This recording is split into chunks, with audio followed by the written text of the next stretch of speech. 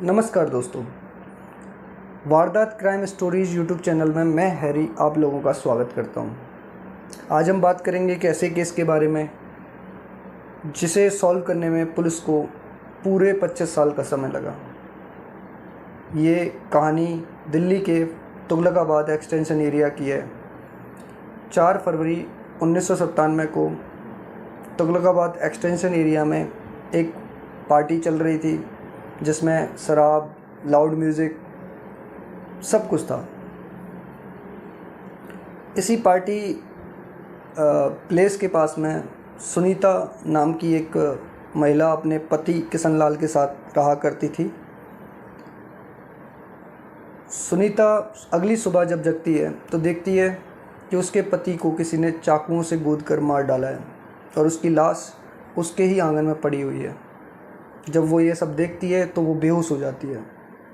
कुछ देर बाद में जब पुलिस आती है, सुनीता से पूछती है कि उसने क्या देखा। सुनीता बताती है कि उसने अपने पति को कल रात को 2 आदमियों रामू और टिल्लू के साथ देखा था। अब पुलिस रामू और टिल्लू को ढूंढना स्टार्ट करती है, परंतु पुलिस के हाथ खाली थे, क्योंकि पुलिस के पास में उस ज़माने में ना तो आज जैसी टेक्नोलॉजी थी और ना ही आज जैसी मैन पावर। अब 5 मई 1997 को पटियाला हाउस कोर्ट इस केस में दोनों आरोपियों को फरार घोषित कर देता है। इस केस की फाइल थानों में धूल खाने लग गई। धीरे धीरे वक्त गुजरता गया। साल 2021 आ गया। साल 2021 में दिल्ली पुलिस ने एक टीम का गठन किया, जिस टीम को लीड कर रहे थे SI Yoginder Singh. SI Yoginder Singh policing true professionalism का एक परफेक्ट एग्जाम्पल है। तो उनको काम दिया गया था कि आप जितने भी पुराने केसेस हैं, उनमें जितने भी फरार आरोपी चल रहे हैं, उनको ढूंढिए। योगिंदर सिंह ने पुरानी फाइलें खंगालना स्टार्ट किया तो उनकी निगाह इस किशन लाल मर्डर केस की फाइल पर पड़ी।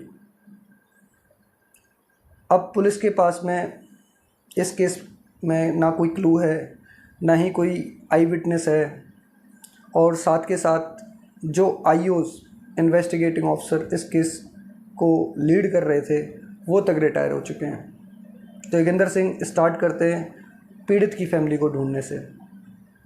जो दर्ज रिकॉर्डों में पीड़ित की फैमिली का पता था उस पर पुलिस जाती है तो पता लगता है कि सुनीता अब वहाँ से मूव कर गई है। तो पुलिस के लिए यह काम बहुत चुनौतीपूर्ण था, क्योंकि आरोपी छोड़ो, यहाँ पीड़ित की फैमिली पुलिस को नहीं मिल रही थी। तो पुलिस दरवाजे से दरवाजे जा जाकर पता करती है कि सुनीता के बारे में कोई जानता है। तो पुलिस को पता लगता है कि सुनीता जो है वो अब दूसरे एड्रेस पर मूव कर गई है और वहाँ जाकर वो सुनीता से मिलती है। सुनीता, जो कि पति को मरे हुए लगभग 24 साल हो चुके हैं, वो अब अपने पुराने घावों को कुरेदना भी नहीं चाहती थी। तो सुनीता काफ़ी उदास मन से बोल देती है कि साहब, मुझे इस केस में नहीं लगता कि आप लोग आरोपियों को पकड़ सकते हो, तो आप मेरा और ख़ुद का वक्त क्यों बर्बाद कर रहे हैं, और साथ में मुझे उन दुखों की याद मत दिलाइए। तभी एक शख्स की एंट्री होती है। वो शख्स कोई और नहीं, सुनीता का बेटा है, जो कि उस वक्त सुनीता की कोख में था जब उसके पिता की मृत्यु हुई थी। तो वह एक नवयुवक है, तो उसे अपने पिता के हत्यारों को अंजाम तक, यानी कि सज़ा तक पहुंचाना है। तो वो अपनी माँ को कन्विंस करता है, बोलता है कि हम पुलिस की हेल्प करेंगे और पिता के हत्यारों के बारे में पता लगाएंगे। सुनीता उसकी बातें मान जाती है। तो सुनीता से पुलिस पूछती है कि आपको कुछ रामू टिल्लू के बारे में कुछ पता है। तो सुनीता याद करती है और बताती है कि रामू फर्रुखाबाद यूपी का रहने वाला था। तुरंत एक पुलिस की टीम फर्रुखाबाद यूपी के लिए रवाना की जाती है। फर्रुखाबाद यूपी में पता लगता है कि रामू कई वर्षों से अपने फर्रुखाबाद के पते पर कभी पहुंचा ही नहीं है। यह सोचकर हताश पुलिस दोबारा से सुनीता के पास आती है, पूछती है कि आप और कुछ रामू या टिल्लू के बारे में कुछ जानती हैं तो बताइए। तभी सुनीता एक इंटरेस्टिंग फैक्ट के बारे में बताती है कि रामू का एक बड़ा भाई था जिसके बेटे का नाम शिवकर है और उसकी पत्नी का नाम लाली है, और वो हमारे ही पड़ोस में रहता है। और साथ के साथ सुनीता ये भी बताती है कि शिवकर की माँ का सड़क दुर्घटना में देहांत हो गया है और शिवकर इंश्योरेंस के पैसों को लेकर कुछ चिंतित है, मतलब उसका इंश्योरेंस क्लेम उसे नहीं मिल पा रहा है। अब पुलिस एक तरकीब बनाती है। वो लोग अब एक इंश्योरेंस एजेंट के तौर पर शिवकर के घर पर पहुंचते हैं। उससे बोलते हैं कि हम इंश्योरेंस कंपनी से हैं और हम आपके क्लेम को सेटल करवा सकते हैं। इसके लिए हमें नो ड्यूज सर्टिफिकेट की ज़रूरत होगी, तो आप हमें बताइए कि आपके फैमिली मेम्बर कितने हैं, उनके हमें नाम दे दीजिए, पते दे दीजिए, सो दैट हम उनसे नो ड्यूज सर्टिफिकेट लेके आएँ और आपका क्लेम प्रोसेस हो जाएगा, तो आपको पैसे मिल जाएंगे। शिवकर भी थोड़ा कन्विंस लगता है, तो वो अपने सारे जो फैमिली मेम्बर हैं उनकी डिटेल्स दे देता है। अब शिवकर जो डिटेल देता है उसमें रामू का कहीं जिक्र नहीं होता है।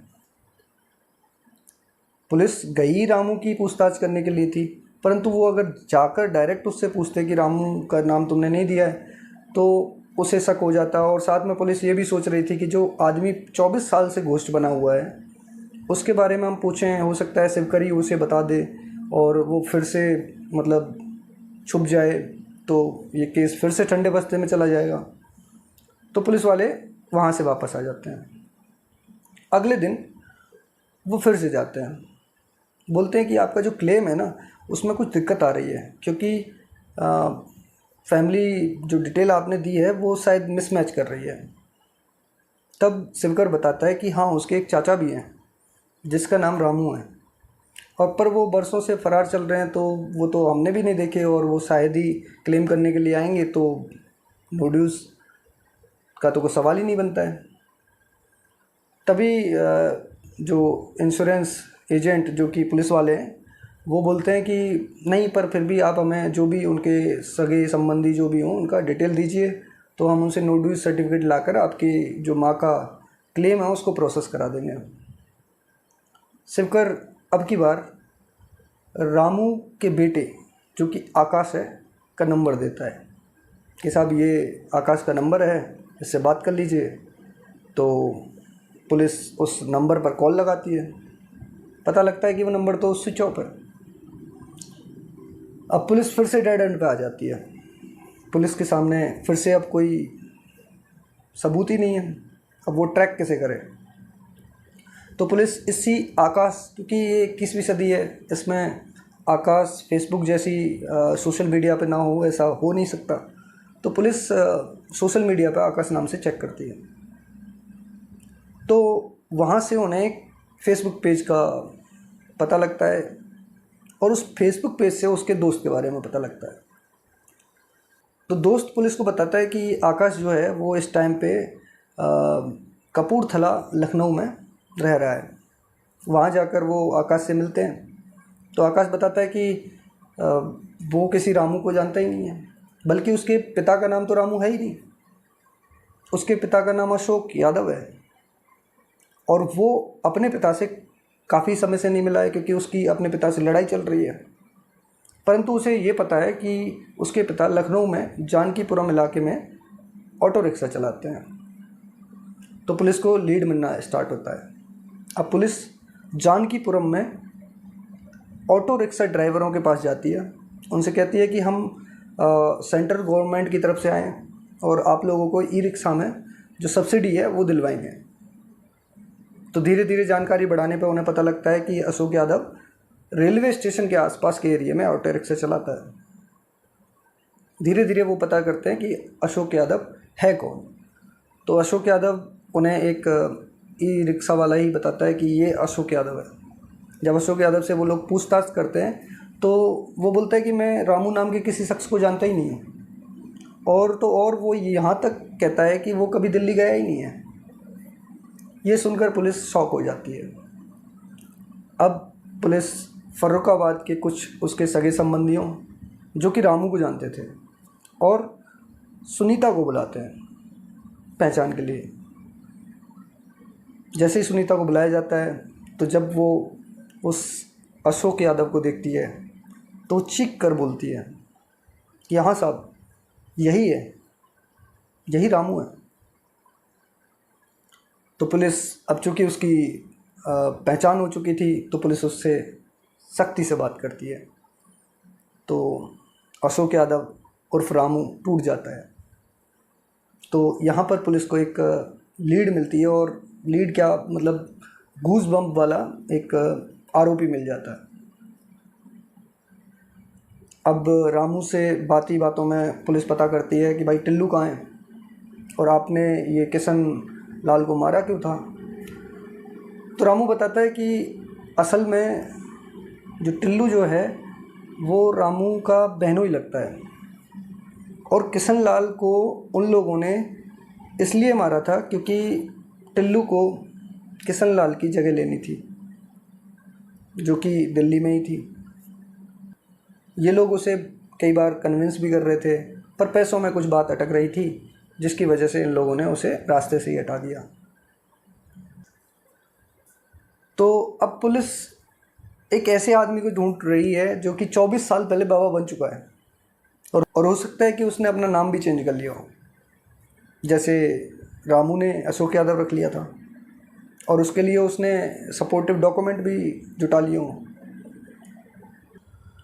साथ में जब टिल्लू के रिश्तेदारों से पुलिस ने बात करी तो उन्हें पता लगा कि टिल्लू अब बाबा बन चुका है, और उन्हें एक नंबर रिश्तेदारों से मिला। उस नंबर को उन्होंने चेक किया तो पता लगा कि ये कोई रामदास के नाम पे एक्टिव है, जो कि देखने से बाबा लग रहा है, और आधार कार्ड था सपोर्टिव डॉक्यूमेंट, उसमें उसकी शक्ल उतने ढंग से दिख भी नहीं रही है। साथ में जो टिल्लू के रिश्तेदार हैं उन्होंने ये भी बताया कि टिल्लू भंडारे वगैरह में खाना खाता है, धर्मशालाओं में सो जाता है।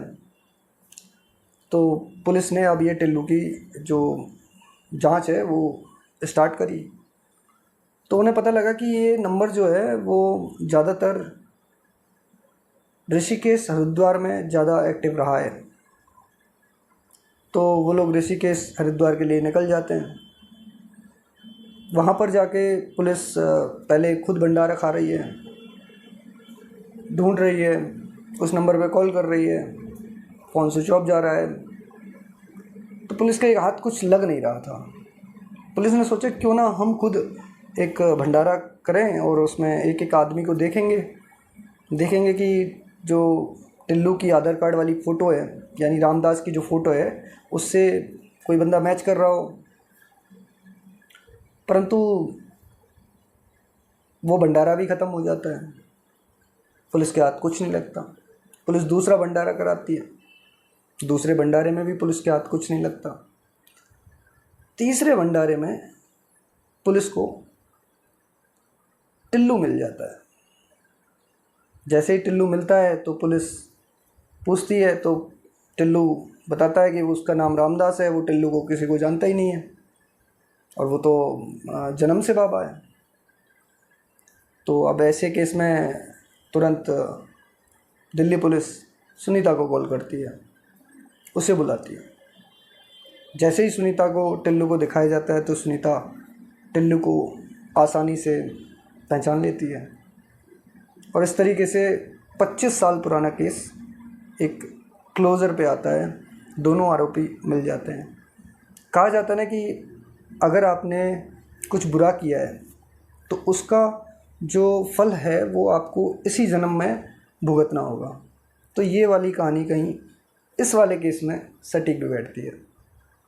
तो आप लोगों को ये कहानी कैसी लगी हमें कमेंट में ज़रूर बताइएगा, और साथ में हमारी वीडियो अगर आपको पसंद आई हो तो प्लीज़ लाइक, शेयर और सब्सक्राइब करना ना भूलिएगा। धन्यवाद। मिलते हैं आपको अगली कहानी में।